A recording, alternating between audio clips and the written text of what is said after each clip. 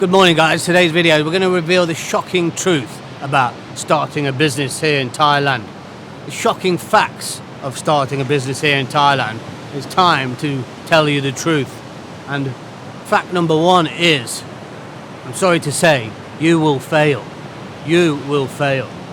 How can I confidently say that? Well, the statistic is 90% of business startups in Thailand fail within the first 5 years.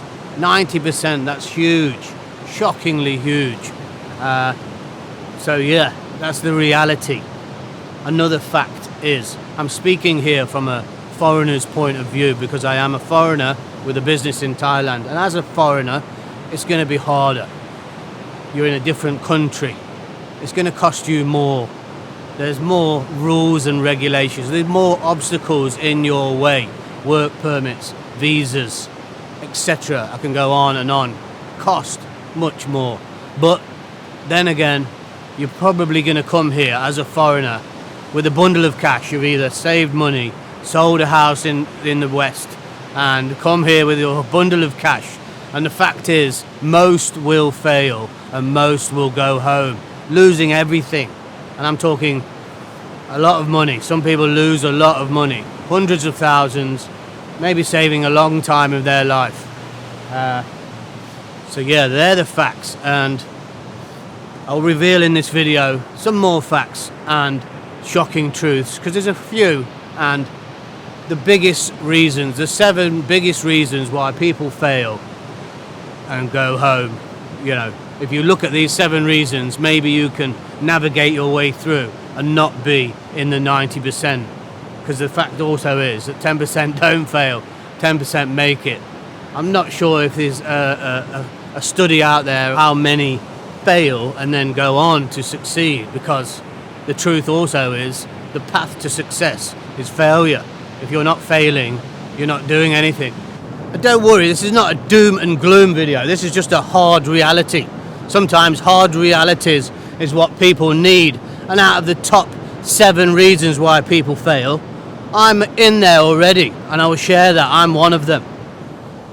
And the good news is the sun is shining. If you've seen anything about Phuket, Thailand lately, the weather has been horrendous, and now the sun is here. And I believe if you're coming to Phuket in October, you should be, I'm praying, blessed with beautiful weather. Let's pray to the gods. Before getting to the reasons, the top 7 reasons why people fail, let me just say, I'm not trying to put anyone off here. All of these people coming and trying is very good for the Thai economy. It's very good for economy. It's very good for the consumer, us, because the fact is, some people do succeed. And here now in Thailand, in 2024, the options you can have for eating out, everything, there's so many options. Before, I remember years ago coming here, I've been coming for over 20 plus years. Certain types of food you couldn't get. Now you can get virtually everything. And that's the fact of people coming and starting. These people that go out and try and become one of the 10%. That's why we have so many options here now. But we have to look at the reality, and that is most people will fail. Just on that point, anyone thinking to try, there's a couple of food styles that aren't here yet, that I would like to be here. Caribbean food. Someone come and open up a Caribbean restaurant. Jerk chicken's here, but I like proper Caribbean food. Goat curry, spicy, rice and peas. You know, we've got it in the UK quite a lot, so I got used to it, and here I just haven't seen it. But it might not work. Let's get into the 7 reasons. Okay, let's start with reason number 1, which is either no market or oversaturated market. Oversaturated market is big here in Phuket. We're only a small, average sized island of holiday makers, big holiday makers, but oversaturation is a problem.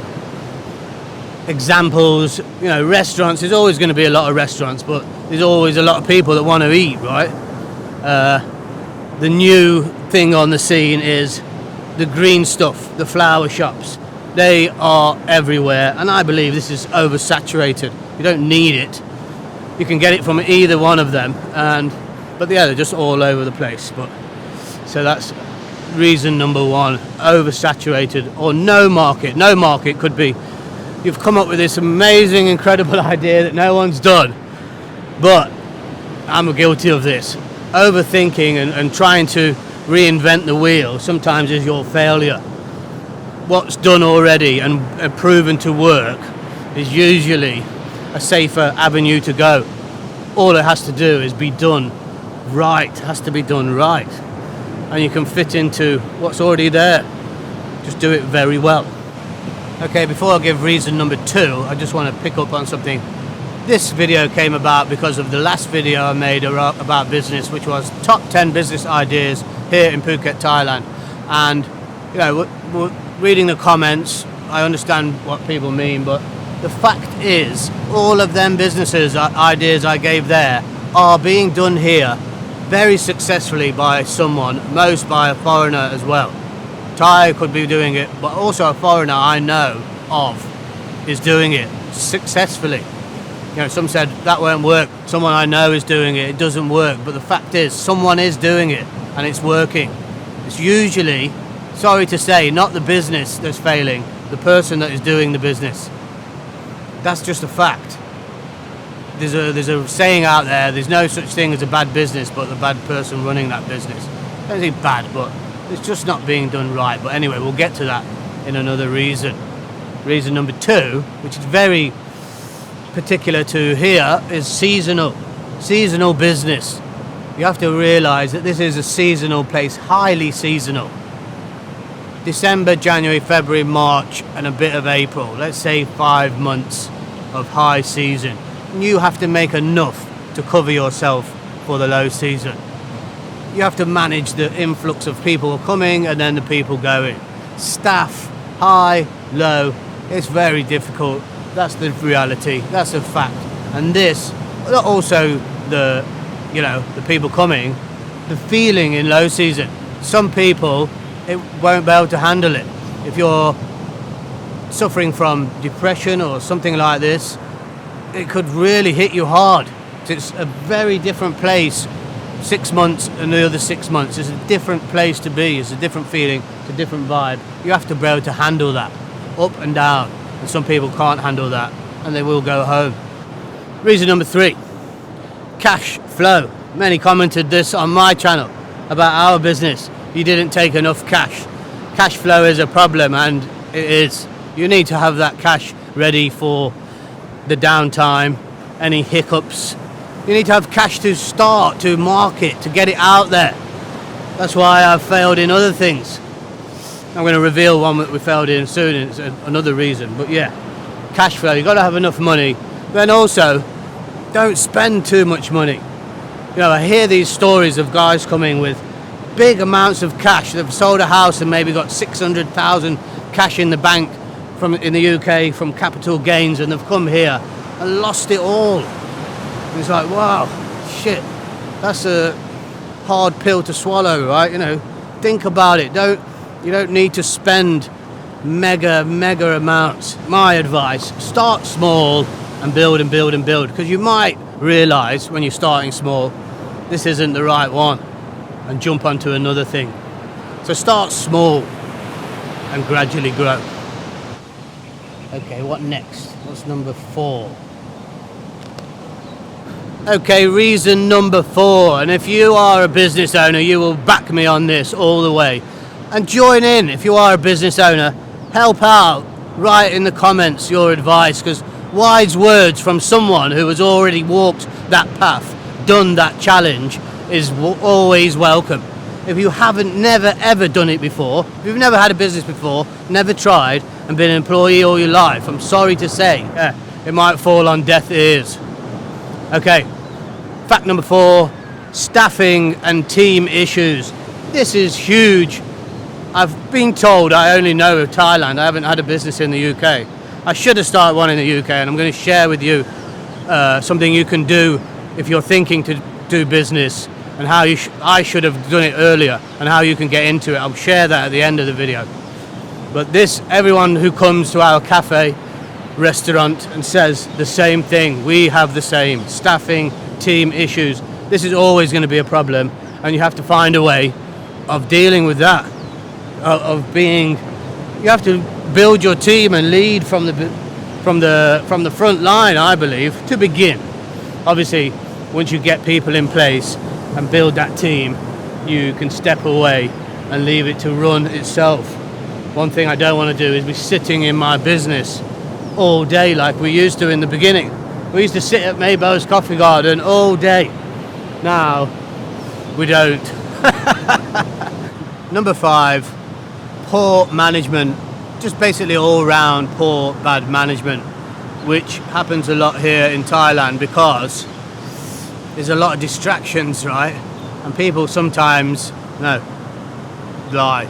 A lot of the times people come and open up a lifestyle business here, a bar that they want to sit in and drink and flirt around with all these women, and it's like, this is leading to the wrong place. Poor management, everything.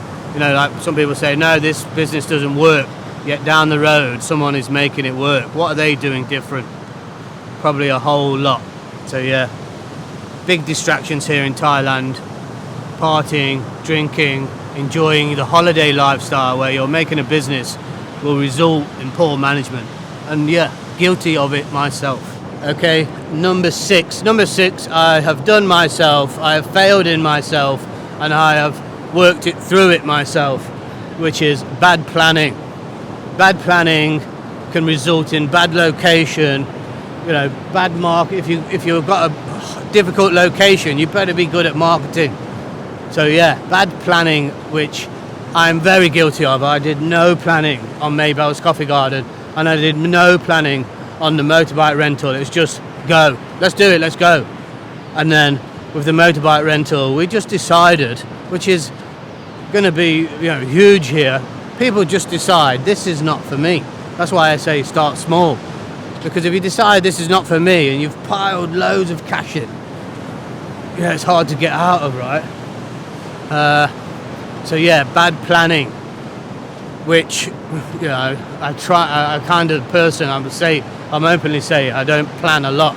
I shoot from the hip, as they say, and just go, start. But that's a good thing sometimes as well, because some people over plan and never ever do anything. They're sitting down at home still. We'll be planning when they're 65 and it's like, look mate, you've not got much time left. You better get that plan into action. Action. The only way you learn is from taking action, failing along the way and making it work. So yeah, and what I will say is I'm now planning Maybelle's Coffee Garden 2.0 to the point where I want to have a good business plan on paper, 3D models and a location with money and the terms all out before I even start. Flooding, you know, things you've got to think of all possibilities, and flooding is a huge one here. You don't want to have months of the year where you're out of action due to flooding. So yeah, bad planning. Make a plan. If you're at home now thinking to come, make a plan. Okay, number 7 is maybe not a reason. Number 7 is the realization that you come to the conclusion, you look in the mirror and you go, fuck this. It's just become too much, too hard. And you just say, it's not for me now. You're 9 to 5, clock in, clock out, do your little job, get paid. Many just go, it's an easier, simpler life, and this business stuff is not for me, because the fact is, when you got a business, you've got stuff happening all the time. You always got a bit of planning, something to do nearly all the time, something coming up. Whereas you got a job, you turn up, go home, and then boom, goodbye. It's not my business. You carry on. So yeah, number 7 is probably the biggest thing. People just come to the realization and go, I'm done, forget it, see you later. And here in Thailand they've got the draw of, I've had enough, I'm going home, and they just pack it in and go. You know, so much stress can build up into one ball, and so many things coming at you. It's like, done, forget it, bye, out, checking out. Checking out society. checking out a business. This wall survived unbelievably, but at one point with the bad weather it looked like this was going to collapse. Okay, let's summarize this with, hey look, no matter what I say, no matter what the facts are, no matter what the statistics are, there's always going to be people out there willing to come, willing to give it a try, willing to be the 10%. And there's always going to be people failing and going home. That is just human nature. That's who we are. If I knew all these facts, I think I probably did know all these facts, I just ignored it, I would still do it. I would still choose this. The last 4 to 5 years of challenges of learning this business up and down, in and out, round and round, high and low, whatever, I would still choose this any day of the week than a 9 to 5. Be resilient. You've got to be able to bounce back. You've got to be able to take the ups and downs and just carry on. Optimistic mindset. You know, failures are just lessons of what to do next. Yeah, you got to always be looking, and it's just, I think some people are either cut from that cloth or they're not. Some people just, yeah, it's not for most people. That's what I'm trying to say. It's not for most people. So be very careful and really, really think about what you're going to do. The tip is, what I should have done, anywhere in the world now, you can start quite easily. You can get a little website, plan it all nice. You can sell 1 or 2 products. Simple. Keep it so simple. You're going to have to pay. There has to be money involved. Because then that's your risk, that you're spending money for no reason for your website hosting. Start a little shop like a Shopify and sell 1 or 2 products. Because then you have to work out everything about business. You have to work out how to market to get people to see it. Social media. You would use social media videos or something to get it in front of the people, and then shipping, etc. You'll learn everything just doing this little small business at home. You just have to figure out how to market it and get it out in front of the people. And that's instead of paying for a course on learning business, just do this. Do your own, man. Crash course into business. Anyway, these guys are setting up business for the day. They're sun lounger chairs, which is a good little business, I'd say. Thai only, no foreigner can get involved in beach stuff. 200 baht a day of them chairs, then sell your drinks. Anyway, I'm going to go home and open our business, Maybelle's Coffee Garden, and check. We got a few bookings last night on Co-Coast Property, our holiday let management business. So yeah, this is what I'm pushing forward with, and I'm now planning in my head a good plan for Maybelle's Coffee Garden 2.0, and it's got to be different but selling the same stuff. Anyway, thanks for watching, guys. If you're going to do it, be careful, think about it, do your due diligence or whatever else. Oh, I forgot, I wanted to say something. I still read the comments about how's Maybelle, how's your family. We want to see them. So I did say I won't share my daughter on this channel. She's not going to be in the videos like a vloggy family lifestyle channel. That's not going to happen. But I'm thinking, how can I share? I'd love to show her off. I'm proud, man. I take her out walking around here, meeting people all the time. Hey, they all want to see her. They're all attracted to her beautiful smile.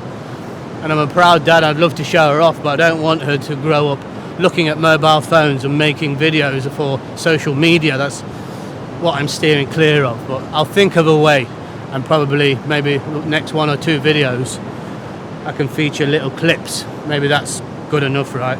I feel guilty for all the people that bought us gifts and presents, so yeah, I would like to share something. But anyway, thank you for watching. Take care and goodbye. See you in the next one.